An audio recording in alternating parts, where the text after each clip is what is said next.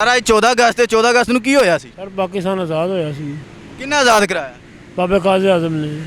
ਤੇ ਹੁਣ ਤੁਸੀਂ ਆਜ਼ਾਦ ਬੈਠੇ ਹੋ। ਸਰ ਆਜ਼ਾਦ ਨਹੀਂ ਹੈ, ਪਾਊਡਰ ਦੀ ਗੁਲਾਮੀ ਦੇ ਵਿੱਚ ਬੈਠੇ ਆ। ਕਿਹਦੀ ਗੁਲਾਮੀ? ਪਾਊਡਰ ਦੀ ਗੁਲਾਮੀ ਸਰ। ਆਰਡਰ ਦੀ ਗੁਲਾਮੀ ਜੀ ਸਰ। ਤੇ ਅੱਜ 14 ਅਗਸਤ ਤੇ 14 ਅਗਸਤ ਵਾਲੇ ਦਿਨ ਕੀ ਹੋਇਆ ਸੀ? ਆਜ਼ਾਦੀ ਕਿਸ ਚੀਜ਼ ਦੀ ਆਜ਼ਾਦੀ?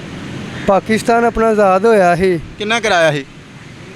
ਇਹ ਕਾਇਦੇ ਆਜ਼ਮ ਲਾਮਾ ਇਕਬਾਲ ਇਹਨਾਂ ਨੇ ਕਰਾਇਆ ਸੀ। ਇਹਨਾਂ ਨੇ ਹੀ ਕਰਾਇਆ ਸੀ। ਮੈਂ ਪੜ੍ਹਿਆ ਲਿਖਿਆ ਨਹੀਂ ਹੈਗਾ ਯਾਰ, ਸਿੱਧੀਆਂ ਗੱਲਾਂ ਇਹਨਾਂ ਜਾਣਨੇ ਆ ਮਰਮ ਹੈਗੇ ਨੇ, ठीक है या करने आ। अस्सलाम वालेकुम नाजरीन, आपका मेज़बान असलम मूसा आपकी खिदमत में हाजिर है और आप देख रहे हैं लाहौर की बातें। लाहौर की बातों की तरफ से एक नई बात लेकर आपकी खिदमत में हाजिर हुआ हूँ। नाजरीन आज जश्न आज़ादी का दिन है, 14 अगस्त है। पाकिस्तानी चाहता है कि वो हर भरपूर तरीके से इसको सेलिब्रेट करे। तो नाजरीन आज हम मौजूद हैं केनाल रोड के ऊपर, केनाल नहर के ऊपर। हम जानेंगे यहाँ पे जो नशई हजरात हैं उनसे जानेंगे कि 14 अगस्त का मतलब क्या है और 14 अगस्त क्यों मनाई जाती है। ਵਾਲੇਕੁਮ ਸਲਾਮ। सर की हाल है? ਬਸ ਸ਼ੁਕਰ ਅੱਲਾ ਦਾ ਸਰ। सर आज 14 अगस्त ਤੇ 14 अगस्त ਨੂੰ ਕੀ ਹੋਇਆ ਸੀ? ਸਰ ਪਾਕਿਸਤਾਨ ਆਜ਼ਾਦ ਹੋਇਆ ਸੀ। ਕਿੰਨੇ ਆਜ਼ਾਦ ਕਰਾਇਆ? ਬਾਬੇ ਕਾਜ਼ੇ ਆਜ਼ਮ ਨੇ। ਤੇ ਹੁਣ ਤੁਸੀਂ ਆਜ਼ਾਦ ਬੈਠੇ ਹੋ। ਸਰ ਆਜ਼ਾਦ ਨਹੀਂ ਹੈ, ਪਾਊਡਰ ਦੀ ਗੁਲਾਮੀ ਦੇ ਵਿੱਚ ਬੈਠੇ ਆ। ਕਿਹਦੀ ਗੁਲਾਮੀ? ਪਾਊਡਰ ਦੀ ਗੁਲਾਮੀ ਸਰ। ਆਰਡਰ ਦੀ ਗੁਲਾਮੀ। ਜੀ ਸਰ। ਅਸੀਂ ਆਜ਼ਾਦ ਨਹੀਂ ਹੋਏਗਾ, ਨਸ਼ਾ ਖਤਮ ਹੋਏਗਾ ਤਾਂ ਆਜ਼ਾਦ ਹੋਵਾਂਗੇ। ਇਹ ਨਸ਼ਾ ਨਹੀਂ ਖਤਮ ਹੋਏਗਾ ਤਾਂ ਆਜ਼ਾਦ ਨਹੀਂ ਹੋ ਸਕਦੇ। ਕਿਵੇਂ ਖਤਮ ਹੋਏਗਾ? ਇਹ ਸਰ ਇਸ ਤਰ੍ਹਾਂ ਖਤਮ ਹੋਏਗਾ ਕਿ ਇੱਥੋਂ ਜਿਹੜੇ ਕ੍ਰਾਈਮ ਕਰਦੇ ਨੇ ਲੋਕ, ਇਹ ਤਰ੍ਹਾਂ ਤਰ੍ਹਾਂ ਦੇ ਲੋਕ ਆਉਂਦੇ ਨੇ ਦਾएं ਬਾएं ਆ ਕੇ ਇੱਥੇ ਪਾਊਡਰ ਵੇਚਦੇ ਨੇ। ਪੁਲਿਸ ਵਾਲੇ ਖਰਚਾ ਲੈ ਕੇ ਤੇ ਕੰਮ ਤੇਜ਼ੀ ਨਾਲ ਚਲਾ ਰਹੇ ਨੇ, ਮਕਾਨ ਦੀ ਬਜਾਏ ਤੇਜ਼ ਕਰ ਰਹੇ ਨੇ ਕੰਮ। ਇਹ ਖਤਮ ਨਹੀਂ ਹੋ ਸਕਦਾ, ਅਸੀਂ ਆਜ਼ਾਦ ਨਹੀਂ ਹੋ ਸਕਦੇ। ਅਸੀਂ ਉਦੋਂ ਆਜ਼ਾਦ ਹੋਵਾਂਗੇ ਜਦੋਂ ਕਬਰ 'ਚ ਉਤਰ ਜਾਵਾਂਗੇ। नाज़रीन आप सुन सकते हैं कि इनका कहना है कि हम आज़ाद नहीं हैं, आज़ाद हम तब होंगे जब हम नशे से छुटकारा हासिल करेंगे। अस्सलाम वालेकुम। अस्सलाम वालेकुम। ਸਾਰੀ ਇਹਨਾਂ ਰਿਸ਼ਵਤ ਲੈਂਦੇ ਨੇ, ਹੁਣ ਡੰਡੇ ਮਾਰਦੇ ਨੇ ਸਾਨੂੰ। ਹੁਣ ਪਿੱਛੇ ਭੱਜ ਗਏ ਨੇ ਤੁਹਾਨੂੰ ਵੇਖ ਕੇ। कौन सर? ਉਹ ਮੁਲਾਜ਼ਮ ਉਹ ਜਿਹੜੇ ਜਾ ਰਹੇ ਨੇ ਦੋ।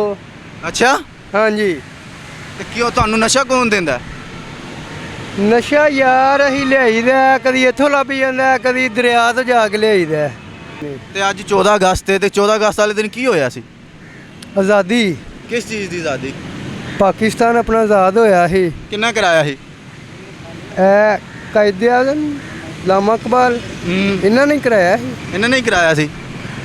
ਮੈਂ ਪੜ੍ਹਿਆ ਲਿਖਿਆ ਨਹੀਂ ਹੈਗਾ ਯਾਰ, ਸਿੱਧੀਆਂ ਗੱਲਾਂ ਇਹਨਾਂ ਜਾਣਨੇ ਆ ਮਰਮ ਹੈਗੇ ਨੇ, ठीक है या करने आ। अस्सलाम वालेकुम। वालेकुम सलाम। ਸਰ ਤੁਸੀਂ ਇੱਥੇ ਨਹਿਰ ਤੇ ਬੈਠੇ ਹੋ ਤੇ ਅੱਜ ਹੈਗਾ 14 ਅਗਸਤ ਦਾ ਦਿਨ ਹੈ ਤੇ 14 ਅਗਸਤ ਨੂੰ ਕੀ ਹੋਇਆ ਸੀ? 14 अगस्त को अपनी आज़ादी मुबारक हमें मिली थी कायदे आज़म की वजह से। उन्होंने अपनी कुर्बानियाँ दी हैं, कुर्बानी दे के हमें आज़ादी दिलवाई है। नहीं तो आज अगर उन्होंने जदोजहद ना की होती तो आज हम अंग्रेज़ की हुकूमत में होते या हिंदुओं की हुकूमत में होते और पिसते होते, मारे खाते होते। कोई पता नहीं था कि हम मार मुड़ भी जाते, नस्लें हमारी बढ़ती कि ना बढ़ती। ये कायदे आज़म की हमारी है कि जिन्होंने जिद्दोजहद करके अपना एक मुल्क आज़ाद बनाया।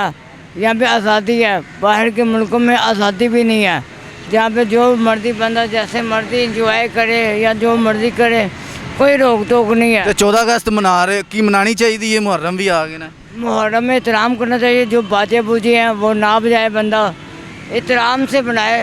जो आज़ादी है घर में बैठ के अपने बच्चों के साथ फैमिली के साथ इंजॉय करे। बाहर निकलना हल्ला गुल्ला करना मुहर्रम है ना करे।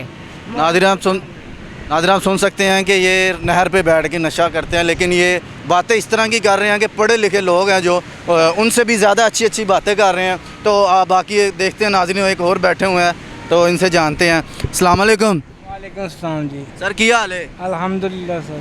सर आज 14 अगस्त हैगी, 14 अगस्त ਨੂੰ ਕੀ ਹੋਇਆ ਸੀ? 14 ਅਗਸਤ ਨੂੰ ਪਾਕਿਸਤਾਨ ਵਜੂਦ 'ਚ ਆਇਆ ਸੀ, ਪਾਕਿਸਤਾਨ ਬਣਿਆ ਹੈਗਾ ਸੀ 14 ਅਗਸਤ 1947 ਨੂੰ। ਹਾਂਜੀ ਬਿਲਕੁਲ ਪਾਕਿਸਤਾਨ ਬਣਿਆ ਸੀ, ਠੀਕ ਹੈ ਨਾ। ਪਹਿਲੇ ਗੁਲਾਮੀ 'ਚ ਸੀ ਤੇ ਗੁਲਾਮੀ ਦੇ ਵਿੱਚੋਂ ਜਿਹੜਾ ਨਾ ਨਿਕਲ ਕੇ ਤੇ ਆਜ਼ਾਦੀ ਕਿਹਦੀ ਗੁਲਾਮੀ ਕਰਦੇ ਪਏ ਸੀ? ਅੰਗਰੇਜ਼ ਦੀ। ਅੱਛਾ ਫਿਰ ਕਿਹਨੇ ਆਜ਼ਾਦ ਕਰਾਇਆ ਸਾਨੂੰ? ਸਾਨੂੰ ਆਜ਼ਾਦ ਕਰਾਇਆ ਕਾਇਦੇ ਆਜ਼ਮ ਮੁਹੰਮਦ ਅਲੀ ਜਿਨਾਹ ਨੇ। ਅੱਛਾ ਜੀ। ਅਲਹਮਦੁਲਿਲਾ। ਤੇ ਮੁਹर्रम ਵੀ ਹੈਗੇ ਨਾ, ਕੀ ਕਰਨਾ ਚਾਹੀਦਾ ਆਵਾਮ ਨੂੰ? ਆਵਾਮ ਨੂੰ ਨਫਲ ਪੜ੍ਹਨੇ ਚਾਹੀਦੇ ਹੈਗੇ, ਨਮਾਜ਼ ਵਗੈਰਾ ਪੜ੍ਹਨੀ ਚਾਹੀਦੀ ਹੈ, ਠੀਕ ਹੈ ਨਾ। ਇਹਨਾਂ ਸੇ ਦੁਆ ਕਰਨੀ ਚਾਹੀਦੀ ਨੇ ਜਿਹੜੇ ਸ਼ਹੀਦ ਹੋ ਚੁੱਕੇ ਹੈਗੇ ਨੇ, ਕਿਉਂਕਿ ਅਸੀਂ ਉਹਨਾਂ ਦਾ ਸ਼ੌਰ ਨਹੀਂ ਰੱਖਦੇ, ਲੇਕਿਨ ਅੱਲਾਹ ਪਾਕ ਕਹਿੰਦਾ ਹੈਗਾ ਕਿ ਉਹ ਜ਼ਿੰਦਾ ਹੈਗੇ ਨੇ। नाज़रीन आप तो सुन सकते हैं कि ये है नशई नहर के बैठे नशा कर रहे हैं। तो ये आप देख सकते हैं कि इनको नॉलेज इतना है कि पढ़े लिखे लोगों से अस्सलाम वालेकुम सकते हैं कि ये नशई हजरात यहाँ पे मौजूद हैं। तो ये नशे में फुल टुन है। ये देखें कि इनको ये लोगों से, पढ़े लिखे लोगों से ज़्यादा नॉलेज है कि पाकिस्तान 14 अगस्त वाले दिन क्या हुआ था, बनिस्बत के जो लोग हल्ला गुल्ला करते हैं रोडों पे। तो इसी के साथ अपने मेज़बान असलम मूसा को इजाज़त दें और देखते रहें लाहौर की बातें। पाकिस्तान जिंदाबाद।